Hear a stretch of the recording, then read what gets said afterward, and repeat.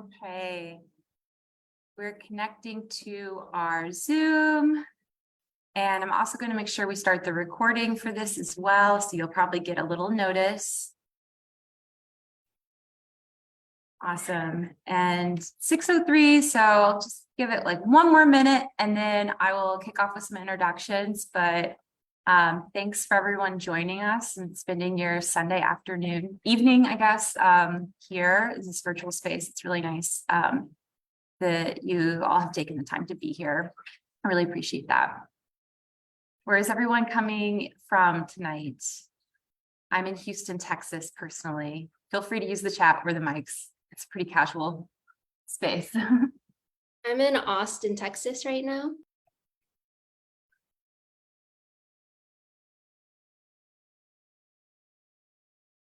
Atlanta, Oakland, Phoenix. Nice. I'm currently in Wilmington, North Carolina. Great. We are across the whole country. Cool. Well, I'm going to go ahead and get things going. I have my notes here. I want to make sure they're in front of me. So thanks everyone for coming. This is the 161st episode of Poets in Pajamas. And I am so thrilled. I'm SJ and my co-curator, Aslan Gossett, is here as well.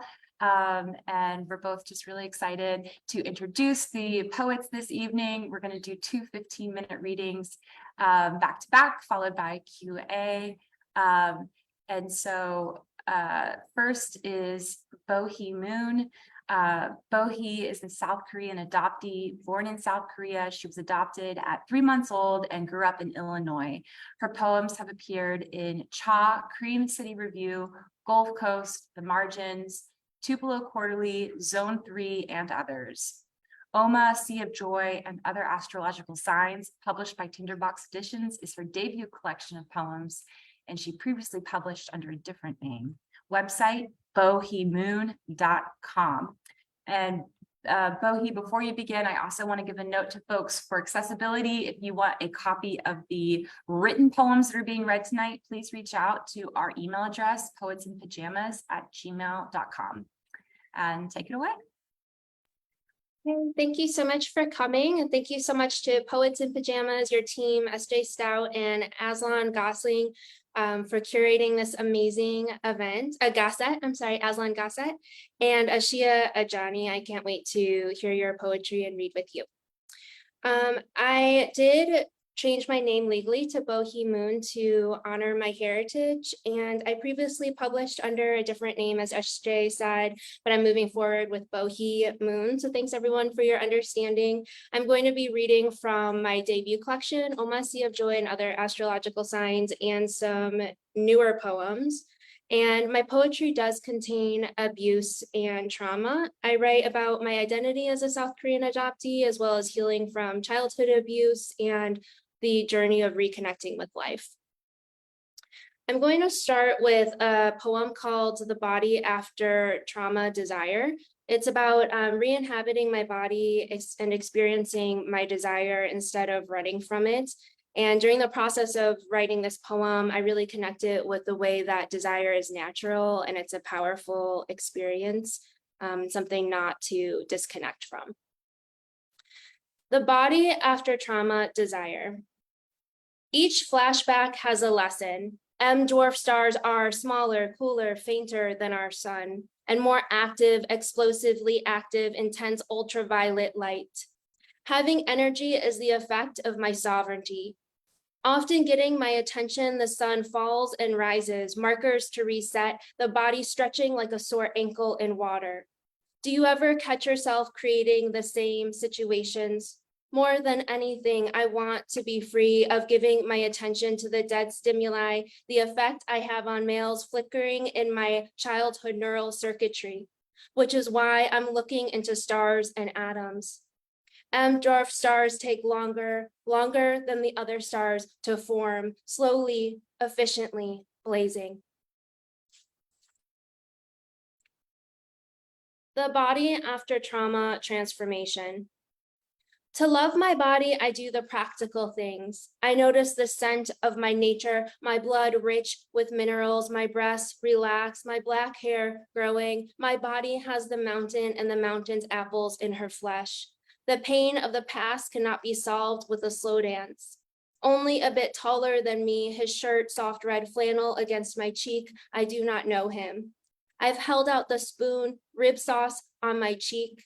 My daily life involves not remembering Korean street language or the thoughts of a poor woman walking on a dirt road or what the brain told my body after being traumatized and re-traumatized. I'm changing out of these old clothes, which requires no effort and focus. I'm changing completely behind a rice paper door. How to love an adopted Korean girl. Take pictures of her in the dark when the moon is almost full on the verge of an eclipse. Ask her if she sees the rabbit. Show her there are two ways of looking at almost everything. She will find her way home by eating pumpkin porridge. She will realize her roots by remembering she came to America on tiny boat shoes. Her mother is beautiful, you know, because she was born from the same heartbeat and intelligence reserved for the soft-spoken. Bring tangerines and light citrus spritz on fire to get a better look at her eyes. She will smell like forgetfulness and dank oil. The neck is a cradle. She will love you if you stay, if you promise you have never left. Part of my journey as a South Korean adoptee is I started searching for my birth mother when I was in my late 20s. And I also went back to my birthplace and volunteered at an orphanage near where I was born. I was trying to understand my roots and also what it means to be an adoptee. And I wrote this poem in relationship to that journey and part of my experience. An adopted Korean girl's babies in a South Korean baby's home. I will tie up my hair and stay sober with the cries of the babies in Naju. The pear orchard for tourists is a temple where I won't feel bad for what I remember. A red bean rice cake in the pocket of a leather jacket. I walked away into the Midwestern wind, which we all do. I drink and smoke and eat. It's the closest thing to a high-speed train. Kimjang is the tradition of preparing winter kimchi. Enough. I don't belong here or here or here, but I will try to love you with clenched, sleeping fists.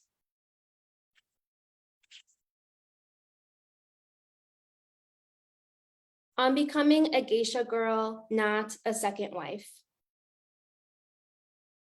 My father needed a new mattress for himself after my mother left. My father asked me what type I liked and made me sit on top of one in the store. I don't know why I asked you, he said days later. I remember the freckles on his back and the bag of beignets he brought me when I turned legal. We rested in adjacent beds at a New Orleans motel. I like firm goose feather beds now and men who listen to me just to know what I'd sound like stoned in a humid, unknown city with absolutely no sense of where I'd like to sleep. An adopted Korean girl's soberness. 100% Asia East, I bled and worried. I slept in the fetal position and learned how to eat a bony fish, how to chase love. A bruised moon is yellowed tinfoil. I was left with men like my father and a fistful of corn pops. What could I do but bleed? An adopted Korean girl's tea ceremony. Pouring tea for white men with bad teeth and bald spots, I want you to like me. My wrists turn upwards like leaves before rain. Come. There is weak, oiled light and spring rice you call flesh. I have a poem called BFF. It's a new poem, And it's about friendship and also friendship with oneself and relating to being a survivor. BFF. Back then, when we both liked Chinese food, but never talked about our birth mothers, I couldn't be honest. We met in Sunday school where you ate gefilte fish, which was before the synagogue disintegrated under the cantor's prostitution ring. Remember the time when I sent you Bob Dylan song lyrics and said we couldn't be friends? I'm sorry. You never had a dog, a confidant to whisper to after your substitute mother suggested a boob job, or your substitute father made sexual comments. I'm reading about incest studies. A woman picks up the phone, a stranger asking her, did a family member touch you? And she says that it did not affect her very much, but resists naming her father. Clingy and frightened, my first 2 weeks in America were difficult, though my adoption records say I got over this and appeared emotionally normal. If I am honest, I would tell you how scared I was, because actually my substitute father was driving high on slick highways telling me I would never hurt you. And I'd be happy if you have a dog now who kisses your face after a good cry, whose breathing calms your own. And this will be my last poem today. It's called Practice for Living. And it's about my hope for not only my own liberation, but also the liberation of all little girls and children out there who deserve to be safe and loved in our world. Practice for living. A poet who loves peaches, melons, and possibly hunger writes me back a few words. What's sweeter is that a baby calls and a mother comes in the early light. Children giving names to the wild plum bark to their ghosts. You can't do anything, the child says. Blurry eyes mean a deep longing to go home, yet we're not sure what home means. Google says so. A friend surprises me with dark chocolate cherries. A poet shows me her dog in a small, fluffy cloud. Therefore, time isn't what we think. Almost lifting from the body, a woman's soft brown hair is flying through the woods. We talk of cures and a yellow bird. Falling into me is the taste of lime, a laugh I love. We all want just a little more time in the presence of what is not yet known. Closer to those who have the hunger, some call it that. For the sound that is us, the place, her room, our table. Thank you.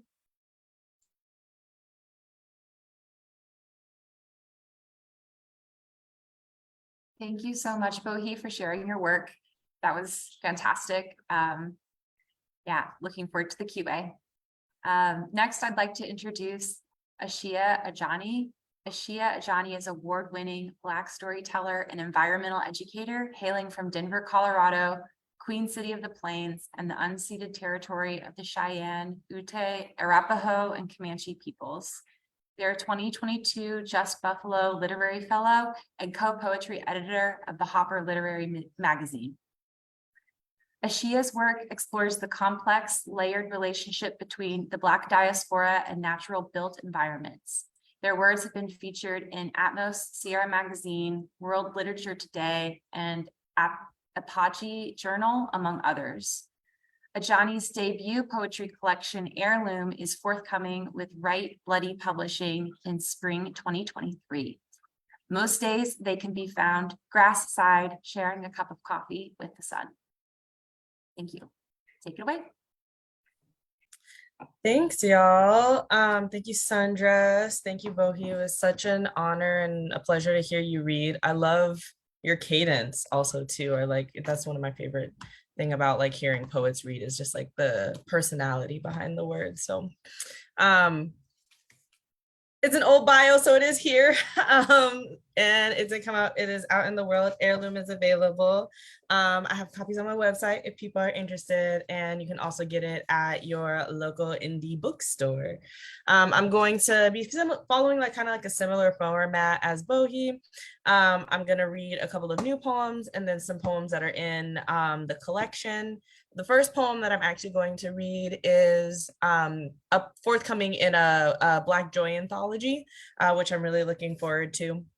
And it is called Edipo-ecotropism, which is a very hard word. And it is, as you know, weird of a concept as it sounds like, where a tree can absorb an inanimate object if it can like grow around it long enough.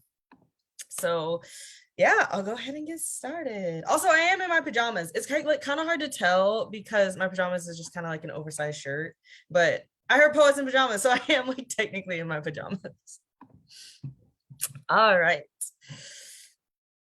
At dawn, I am abuzz with yearning. I dust the pollen from my legs, eager to be enveloped once again in your precious nectar. The mirror reflects what I am, while I sculpt myself into who I could be. A tree can grow around an object, engulfing hard metal in its wooden embrace. So I let desire wrap its tall arms around me and tether my eager appendages to its ever-expanding anatomy. Before sun graces my window, lust awakens me. Though these two needs fill different hankerings, both make all life possible, and if I am granted a half-hour glimpse of you at break, I feel the tree tightening its green grip. For you, I brushed myself into a dazzling creek, rusting an old oil can into memory, simply for a glimpse of your hand in an indirectly lit hallway. Like a dazzling touch-me-not, skeptical of any strange caress, but still unfurls its arms towards the warmth of a guiding star. Every morning was my creation story. I lined my mouth a glossy scarlet, erupting firecracker orange honeysuckle from a repatriated fence. Sweetness dripping with every pursed lip just for you. I showed you what the body can do when it is willing, knocking seasons from your limbs, restoring you brilliant, evergreen. One day they will carve into you, my love, as they do most brown things that have found a way to weather the worst impositions placed on rooted territory. Someone will take an axe to this gentle body, challenge you to split at the core. Maybe the steel will chip away at the miracle of our figures intertwined. Maybe my tough spine will spill enough sap to dull whatever blade tries to slice through our verdant haven. And maybe, just maybe, that won't be enough. For now, embrace me as I grasp at your flavor. Come lay the sparkle of your starlit smile against my paintbrush tongue and watch how a concrete jungle springs a new well of color. All right, so this next one is going to be a little bit of a emotional whiplash because this next one is definitely a lot more intense. Just a heads up, this one is a poem about cycles of violence, and it's one of my favorite poems in my collection of Heirloom. I feel like it's almost kind of like the linchpin poem connecting a lot of the other themes and concepts that I speak about in the collection, and it is called Life Cycle. America is a factory. My father builds security cameras from discarded junk phones, their cracked screens a subterranean stained glass burgeoning blessings. Come one, come all if you dare. He welds a fine line between surveillance and security. My father is no stranger to a gun. My father believes in a self-proclaimed rapture. The hills have eyes. My father's lenses thicken as his vision defers. At the end of the world, he hopes to patent his despair. America is a landfill. Underwater bloodline brined, it's soured. My neighbor pours the leftover liquid from a pot of greens into his garden. Billowing green stink arises, stains room for ripening. Black folks despise waste. The last drops of Crown Peach in the dog's water bowl for taste. Plastic bags under my auntie's kitchen cabinet, exceptional cushioning for our endangered shadows. Never afforded the softness of packing peanuts. Is the soul biodegradable? Can it be upcycled? At least we still have Granny's house. Wrap your apparitions in polyester coves, send them out to ocean. May they forever exist in sedimentary purgatory floating on. In this sense, we never rest. In this sense, pollution profits. And won't these white folks come and pick up the damn trash? America is a false idol. All my people iconoclasts. Look out the window at all that. Goddamn, what is he protecting? Ain't nothing here ours but scraps of metal melted all down, why don't you? Some homes are worth less than their copper pipes, this metallic stew pot boiling over. My ancestors bartered their gold teeth for green, earned heart disease and curdled cream dreams instead as the planet warms another degree. Mama says my degree won't save me. Suppose cash really does rule everything around me. I wonder, what rich bones can broth a new vanguard? America is a malignant tumor. Oh, how I long to capitalize this intrusion in our collective heartbeat, beating away at the floorboard of good senses until the spirits rattle around, pushing daisies. Memory stinging nettle unsilenced. Watch the good earth reclaim clunkers for cash. Nostalgia makes a mockery of present. The open-faced sores on my uncle's knuckles a tribute to this nation's success. I won't bullshit you. He reeks of burnt sienna and ember. It all reeks of pirated pyrite, fool's gold. I talk too much about my grandmother's hands because they threshed this country. Great migration granny built Ford tough. A gorgeous ghost gnarled into graphics. Look closely. You can see flakes of calluses soldered to your car's lithium battery. I talk too much about my grandmother's hands because they became cracked by bleach, ammonia, everything meant to whiten and purge bacteria. She passed down her genealogy of anguish, lead-hardened blood, black lung coughing up embattled blues. Wasn't the Tin Man once chopping through scorched earth too? My gut is filled with vengeful microorganisms. Today and every day beyond grief, I throw my grease against any surface in need of shine. America, define yourself a country exactly. Am I offering a knotted bellyache of sadness born beyond a destined horizon manifested? The embers of our lost selves tumbling across the West Coast. Even the mountains seem to collapse with sadness. The spine of the uninherited earth curved like that of a funeral wailer. An assembly line aggravating access. All that rust corroding our good sense. Riddle me this. How can I be well when my lawn is always burning?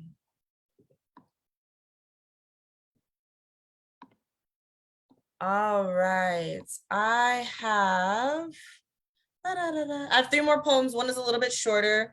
This next one, I do want to give a content warning for white supremacy and vigilantism, white violence. This is a poem I dedicated to Ahmaud Arbery, who was gunned down by white supremacists in Georgia as he was on a run. Once again, I return to the outdoors in search of cleaner breath.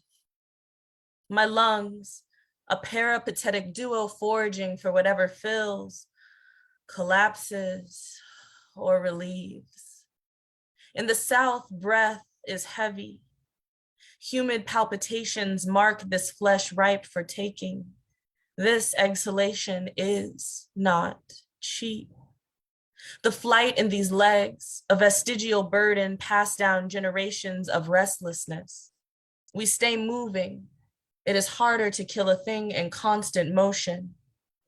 I say no names for fear I will summon something wicked. I do not look at what hunts me. Rather, I embrace the freedom of exodus. When one of us runs, the rest follow. It is an unspoken bond of reluctant prey. You would think with everyone trapped in their houses, the predators would take a break. Even Jesus got one day of rest. 2 bullets hunt and run behind me. The asphalt loves this body too much for return. Whiteness rewrites my breath into blood, into ash. self-deputized by whatever golden emanations they deem worthy of judgment. These violent beasts reclaim open space that was never theirs to covet. My feet shift with a sole desire to mind my business and keep it pushing. My heart, a rustle in the wilderness sought for horrific consumption. I do not want to be surveilled. I just want to feel the cool air wrapped around my Black body, and for once, feel free to exhale.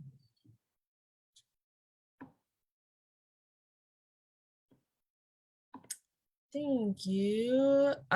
This next poem it's about like, I don't even know what it's about. It's just like this hodgepodge of spirituality and migration and air and stress and carcinogens, and really is a great summation of all the weird ways that my mind works and makes connections. So it's based off of this like house spray that is really popular, kind of like at Botanicas. I don't know if it's like really in like normal, regular like grocery stores, but it's called 9 Indian Fruit Oil Money House Blessing. And it's like comes in this purple spray bottle, and it smells horrible, but it's one of the few things that will actually cover cigarette smoke. So it's like very nostalgic for me because it reminds me of my auntie's house. And the poem starts off with an epigraph from Rex Nettleford, where he says, Anansi, who is a trickster spider in West African diasporic mythology, and also really, I think, makes different appearances in Caribbean and like some kind of like Southern like diasporic mythology. But the epigraph says, Anansi admirers will probably reply that in order to cope with an unstraight and crooked world, one needs unstraight and crooked paths. 1. The dead harmonize. Invocation of one brings many, each tongue a split cipher. Scent stuck to southern summer steam, 9 fruits, Virginia Slims, cat food, Folgers, propane, plastic wrapped furniture, old cognac, nail polish, body heat, the dead red of summer, ceiling fan blowing the same hot air around in circles. Disclaimer, curio only. 222. The Lord gonna bless me today. My bones look better at the end of the world, cut off from flesh, a headless ghost or only a head severed from ancestral body, obscure enough to let most anything and everything in, clear as dishwater. Don't we all just look the same? Oh, don't you know we got a little bit of everything in us? Can you use some creative license? Those memories are best kept in a lockbox on the vanity. 3. Anansi learned to shapeshift by washing distorted tides of the Atlantic, his long body salt-stained, trickster-shorn skin patched together bloodline remnants for new regalia. Fragrance always signals a return, massages memory. Roots stretching east, both planted, displanted. Fruit from nowhere and everywhere at once. 4. When a culture is preserved, is it pickled? Is it smoked, frozen, vacuum sealed? Does it lose its sazon in an effort to prevent spoilage? Does savagery stay put or just evolve with the times? Does the scent of God linger on our fingertips still? 5.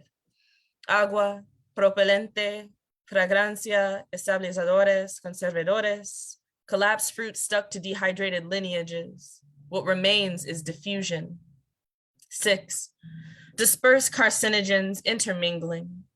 Breath is a necessary sacrifice to be had for a small blessing. Golden ghastly spray. Borrowed time anyways. 7. Modified for survival, the story changes every seaport. Canning culture. Umbilical cords buried under provision grounds. If we can't source, we invent. If we can't invent, we release to the breeze time after time. 8. There remains a fine line between enlightenment and entertainment. We built a nest in this hell, anointed it with the dead matter behind our gums, eyes plugged flush dark by a landlord who says he can only be responsible to what he sees. 9. I disagree. In her final years, my great mother's world didn't extend beyond her porch. Her eyesight wanes. She has seen enough. Incense smoke carries her blossoms eastward. All right. Thank you again so much for having me. I'm really excited to get into this Q&A. But I have one more poem before we move into it. And this is a new one. This one isn't in the collection. And it is about my love for weird sea creatures and also roller skating. And they relate somehow. So here we go. Silhouettes become me. I have no affinity for harsh lighting. I prefer the way shadows distort time, how ocean waves stretch bodies like duppies bowing out of this world and the next. Even when the moon hits blue-black just right, salt slips from sleek backs, returns to a collective seawater, homeostasis. I wanted to dissolve into dark like that, home in the mouth of Yemaya. I glide over her tongue and tuck my bell bottom so they don't get caught in infinite wheels. A mermaid's tale. I became an animal transported by narrative. The first time at the roller rink felt like school. Every gathering, a chance to feed ancient rhythms sunk to ocean floor. Polished wood anointed with sweat, self-guided ablutions. I recalled what it meant to be free and glistening, more bend than bone, more inlet than isolation, saddling the curved dark of purple bodies, gliding to the sound of their own music, technologies of survival scattered across sand. Dawn's light breaks our midnight shuffle like cops cutting through a crowd. Cartilaginous creatures wash up on shore, beaten by waves. They refuge in the tide pools of my chest. I too find myself gasping for breath, for return. This could be burial, a collapse of lungs deflating the ego, paint blue of our veins warding off unwanted predators. What God could ignore this? Your hands around my waist guiding migration to warmer waters, where grief and gratitude burn at the far end of a backwood. Let the open womb of the sea reclaim us. Let us make portals out of gills.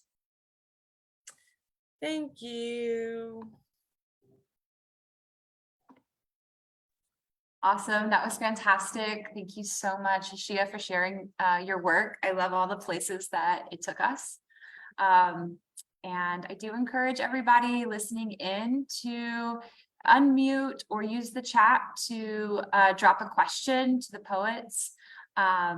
One question I always like to kick things off with that Aslan and I, other people might be familiar with this one, but I'm always curious, what's on your bookshelf? What are you reading these days and what's inspiring you that you're reading? And that's for both of you guys.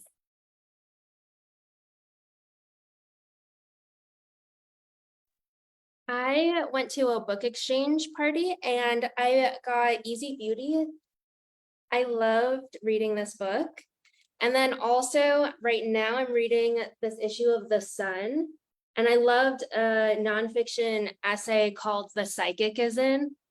It was so good. And then I also am reading this book of Zen poems that I got from the library.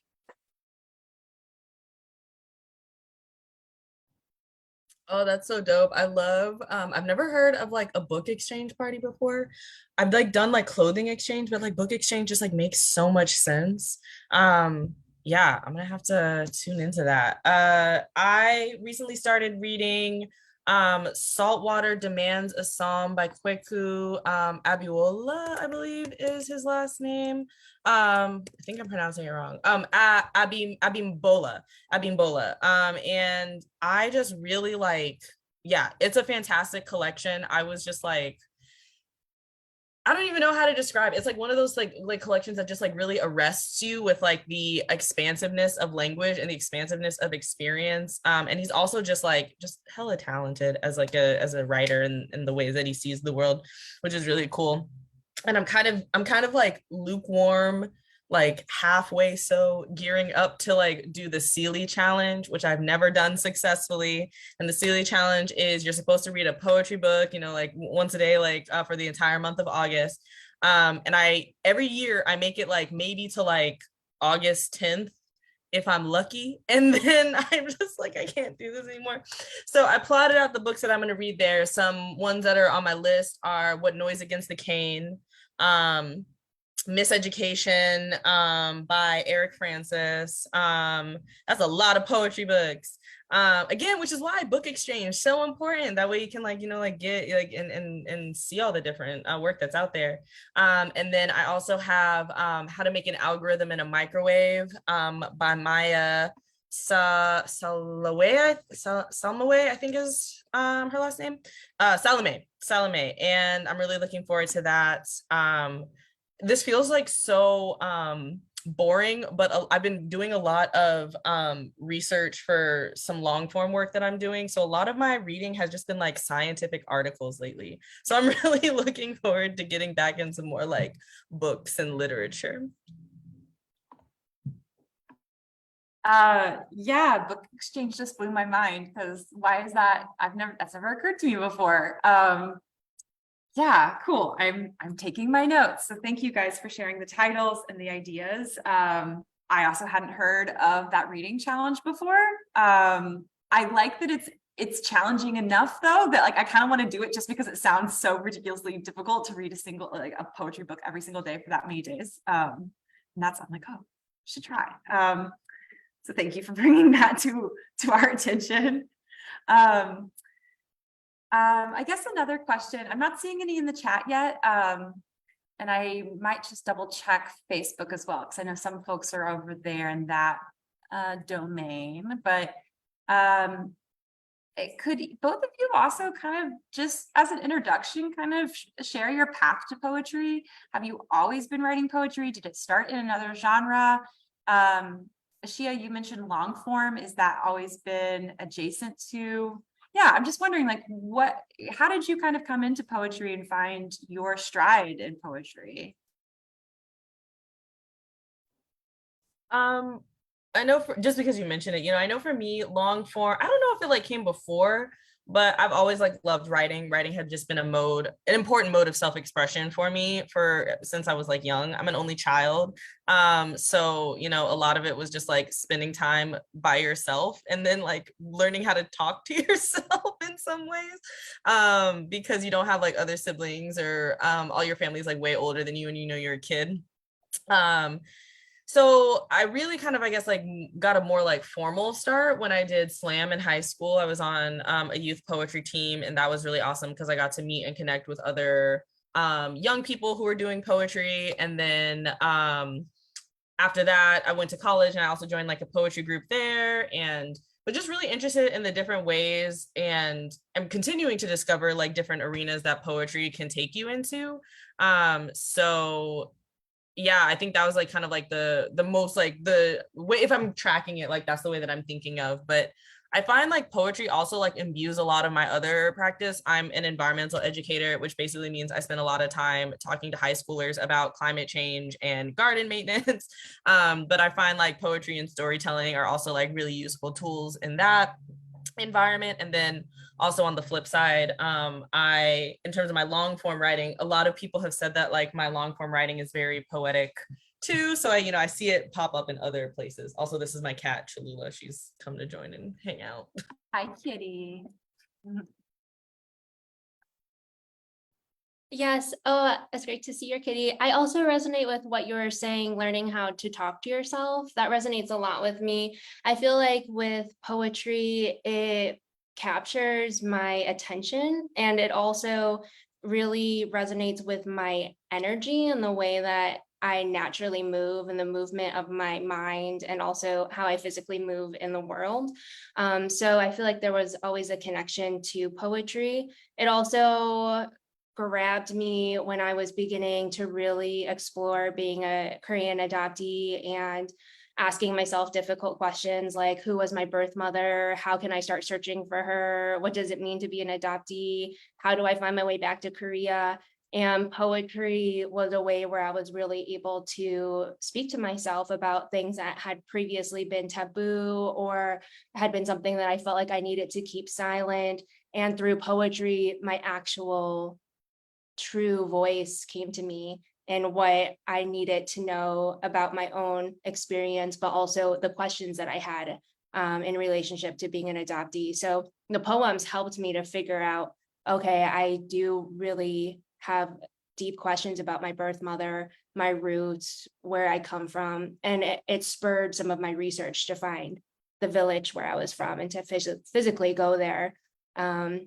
It also helped me with my therapeutic healing process, because as an adoptee, I also had great help of a therapist who helped me out in that journey too. And so poetry and other modalities of healing really allowed me to connect with my deeper voice.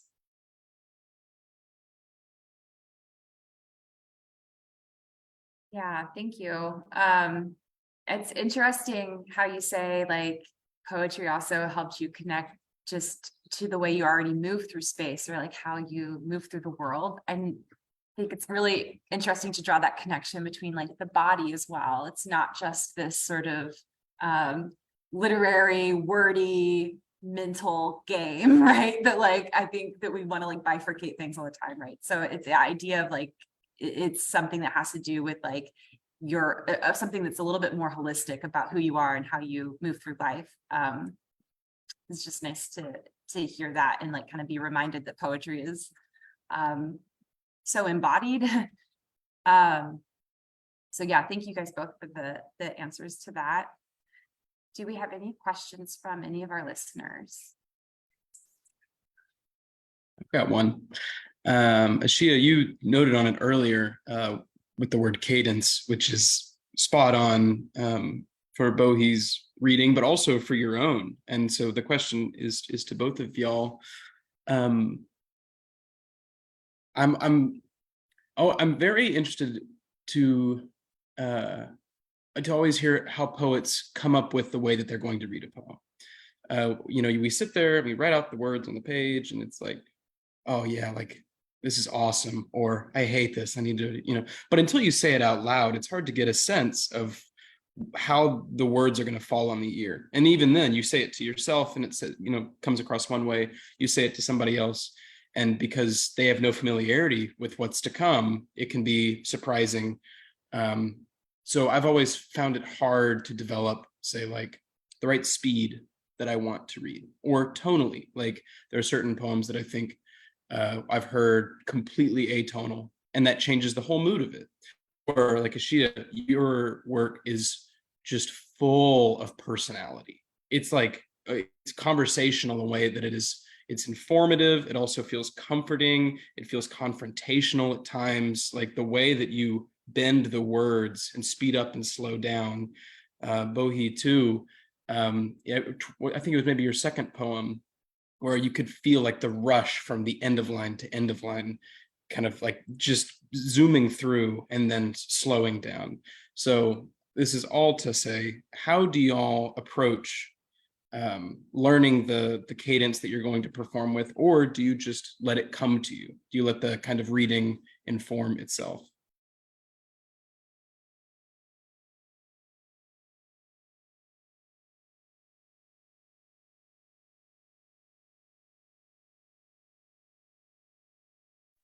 Did you want to start, Bohee? I didn't know if you wanted to. I'm sorry, I was waiting. Do you want to go first? I think I'm still putting together my thoughts if you have something, but also no pressure. If you wanted to sit and think together. Oh, sure. Aslan, that's such a thoughtful question. So thank you for asking it.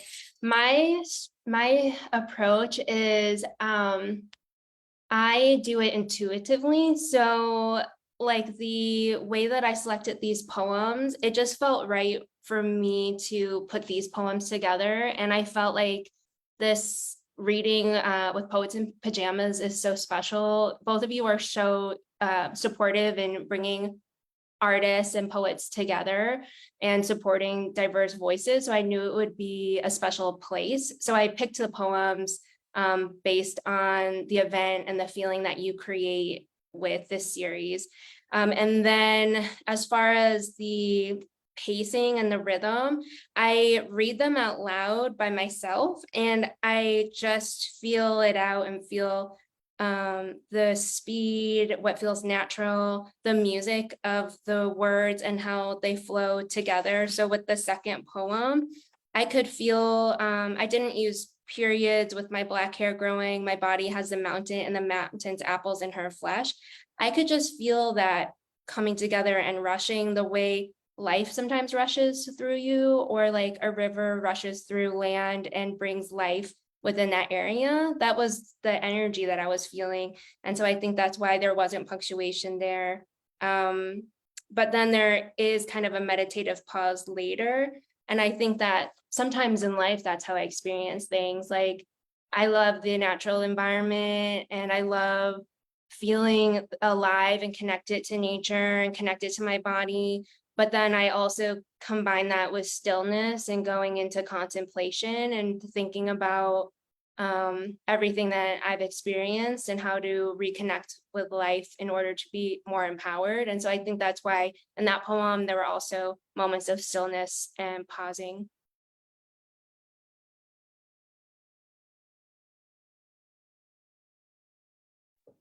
Yeah, thank you, Rohi. Calling into other practices as well, you know. I think for me, like I come from a very musical background. So like I grew up playing piano, like I compose and things like that. So I think that musicality and rhythm plays like a really important role in a lot of what I'm writing.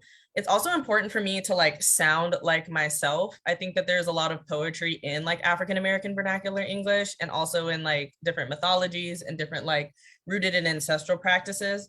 So I think that there's like a natural rhythm and a natural like musicality that kind of shines through because of a lot of the things that I am writing about. That being said, I think also coming from my like slam background, like writing something on the page and then reading something out loud, it can be like two completely different things, right? And like that's really important for me to like read pieces a lot before I perform them and in the process of performing them, because I feel like my poems are constantly evolving. And even though like I may like how it looks on the page, when I read it out loud, like I might like pause here in a way that like maybe that doesn't align with that line break, or I might just take out a word or switch it out for a new one that I like a little bit better. And I just kind of like to keep playing with that and not seeing like poems as like these fixed objects that exist on the page, but are like ever evolving as like I evolve as like a speaker and a performer and a writer. And so I think being able to be like flexible with it. It's like, you know, when also this is like on my brain because I was like talking to my friend about this earlier today. But like, you know, it's like when you go and see Beyonce and like the show that Beyonce is going to put on in Detroit is not the same show that she's going to put on in Houston, which is not the same show that she's going to put on in Santa Clara, you know? So being able to like think about it like that as I'm like performing my poems, I think has been very liberating and has also like helped me with a lot of like self-doubt and like self-critique. It's like, you know, these are my babies, but they're also like, you know, like babies and like toddlers, you're like, you know, like they're going to grow, they're going to like rebel, they're going to do what they want to do. And then they're going to transform, you know, into and keep transforming, hopefully. Absolutely. Thank y'all so much. Those are exquisite answers. And I love the Beyonce anecdote is perfect. Like I would never have thought of it that way, but that is absolutely true. Feeling out the vibe, feeling whatever energies are kind of coming into you at a certain time with the people around you. It's why try to push that away? Like there is always that element of listening to like what is the room trying to tell you, what is that inspiring in you and how you perform it. And then also I liked the note too about the innate musicality of the words themselves and sounding like yourself. I think we all know, or like I've been to readings or something where someone reads something just a little awkwardly and it feels very forced. So I think it is always beautiful to be reminded of that too, like to not lose yourself in the attempt to perform something a certain way, always making sure to check back in. So thank you both so much for your answers. All right, if we have time for one more, I would like to ask one more, and I'm just gonna keep this going just a little bit longer. So the other thing I'm really curious about is, Ashia, you're an environmental educator, and Bohi, you just mentioned loving nature, and I'm like my brain's a little bit here too, because my day job is in communications for an advocacy group we do a lot of environmental advocacy. And so, I'm kind of curious, in the environmental communication, climate communication space, there's a lot of like stereotypical things that just get repeated, right? Like you hear the same things over and over again. And it's hard to do the work because you're just like hit with like, okay, we've got, emissions, we've got, extreme weather, we've got, just the same, like it's a lot. And so you're constantly communicating about that and figuring out, well, how do I communicate about it? How do we talk about climate change? How do we, talk about nature? There's a lot of criticisms with nature writing.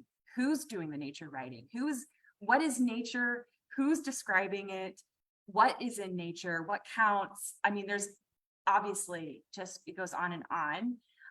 So I just was wondering, maybe each of your all's take on that. Is there pet peeves with nature writing that you have about, any kind of nature writing that you want to push back against? Or maybe that's my question is, do you have pet peeves with nature writing? Or what does nature writing mean to you?